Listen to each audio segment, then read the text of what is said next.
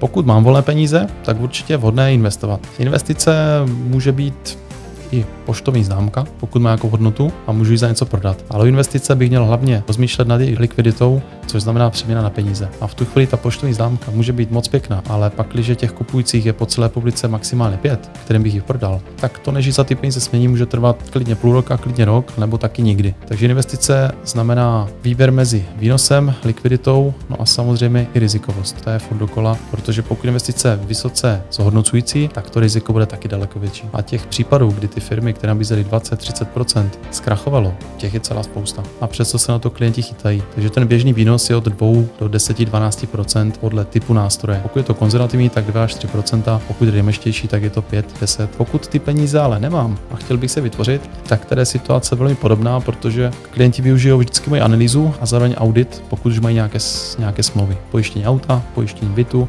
pojištění životní nebo úrazové, tak to jsou první věci, na co se podíváme, kde se dá něco ušetřit, pokud se dá vůbec ušetřit, nebo naopak se ty smlouvy zdraží, protože se kolikrát stalo, že ty smlouvy pro klienta vůbec nepracují. A to je za mě asi to nejhorší, protože platit pojistku za 300 korun, která vám nikdy nic nedá při úraze, to je vyhazování 300 korun. A v tu chvíli říkám, radši to zrušme, mějte 300 korun v polštáři, uděláte pro sebe líp. No a pokud ten audit proběhne, finanční analýza taky, tak nám vždycky napoví, kde jsou ty peníze a kolik jich je. Protože vám garantuji, že u každého najdeme 100 až 1000 korun, které se dají měsíčně ušetřit. Já jsem Jan Kuča, v oboru jsem více než 11 let a za sebou mám více než 500 spokojených klientů. Ve financích pro mě slovo ne neexistuje. Já vám cestu vždycky najdu. Neváhejte a ozvěte se mi, budu se na vás těšit.